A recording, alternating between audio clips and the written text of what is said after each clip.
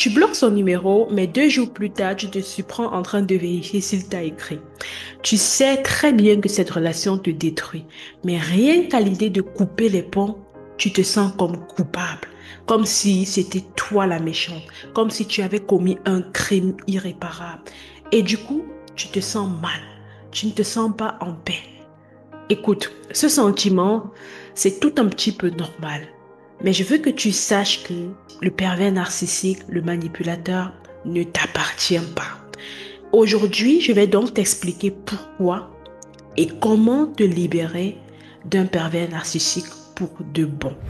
Je suis Freddy Pascal, je suis passionnée de psychologie humaine, business et mindset coach et ici je t'aide à sortir des schémas toxiques pour pouvoir accomplir tes ambitions les plus mégalos, c'est-à-dire entreprendre pour réaliser tes rêves. Donc je ne parle pas ici de théorie froide, je parle ici de vécu, je parle comme à une amie parce que le but c'est que tu t'en libères et que tu sortes de là définitivement. Alors il faut savoir que si tu penses que tu es coupable, alors ce n'est pas un hasard. J'aime bien dire que les pervers narcissiques sont des fins informaticiens qui s'ignorent. Pourquoi? Eh bien, simplement parce qu'ils savent installer des programmes en leurs victimes, en leurs sujets. Et ces programmes sont comme invisibles en toi. Le premier programme qui s'installe en fait, c'est la dette émotionnelle. Donc, il va te rappeler constamment tout ce qu'il a fait pour toi pour que tu aies l'impression au final de lui devoir quelque chose. Et c'est là que tu commences à culpabiliser. Le deuxième programme, c'est ce qu'on appelle l'inversion des rôles. Donc, chaque problème que tu vas avoir avec lui devient au final ta faute. Tu pars avec la conviction chaque fois que c'est toi qui détruis la relation. Le troisième signal, c'est la peur de l'abandon. Ça, c'est un autre programme inconscient que le pervers narcissique va installer en toi. Il te fait croire que sans lui, tu es perdu. Alors, je veux bien que tu comprennes ceci.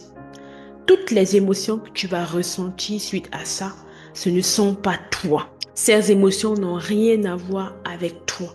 C'est tout simplement le résultat d'un conditionnement de ces systèmes-là qu'il a installés en toi.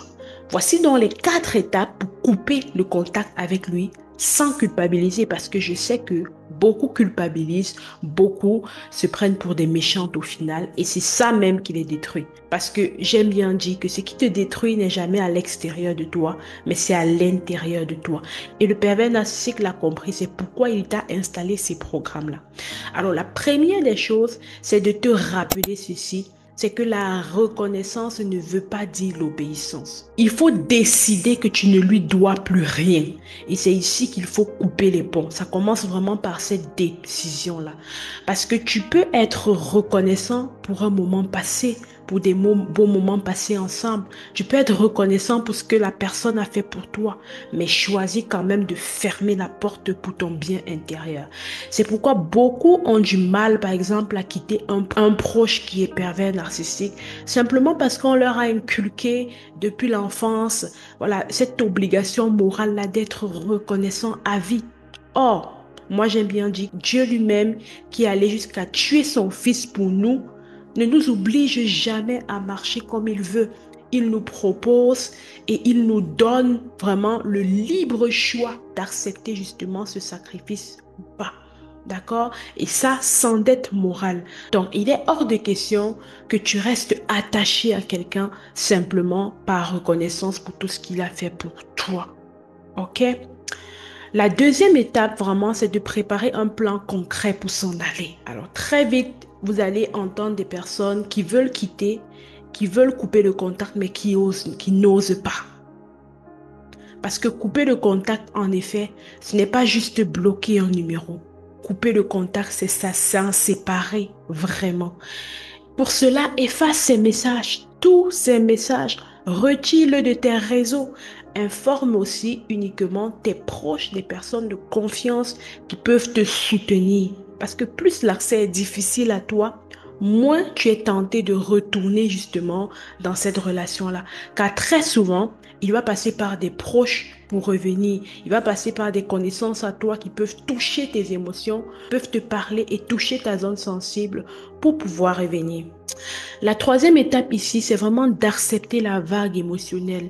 Je peux te garantir que les premiers jours, ce sera difficile. C'est normal aussi que tu ressentes comme un vide. D'accord? Il faut savoir ici que le vide, c'est ton cerveau qui cherche l'ancienne habitude.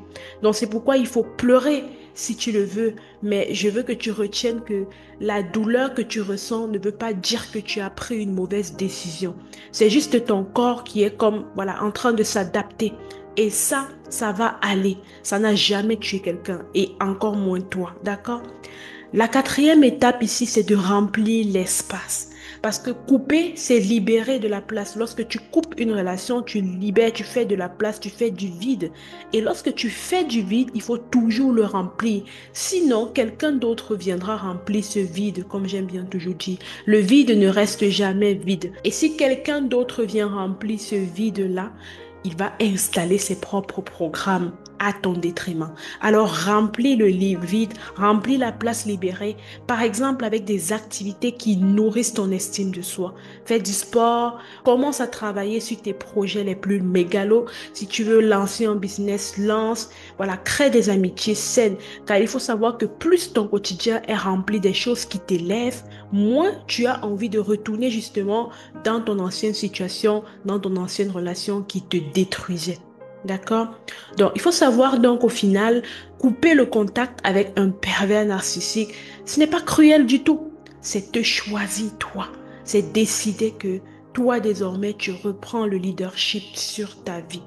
Et le jour où tu prends déjà cette décision-là en pleine conscience, sans chercher à te justifier, c'est le jour où tu peux te considérer enfin libre. Alors dis-moi en commentaire si ça te taraude déjà l'esprit de sortir de cette relation-là. Et si c'est le cas, n'hésite pas à mettre «Je me choisis» en commentaire. Ça veut dire que tu décides de mettre fin à cette emprise-là.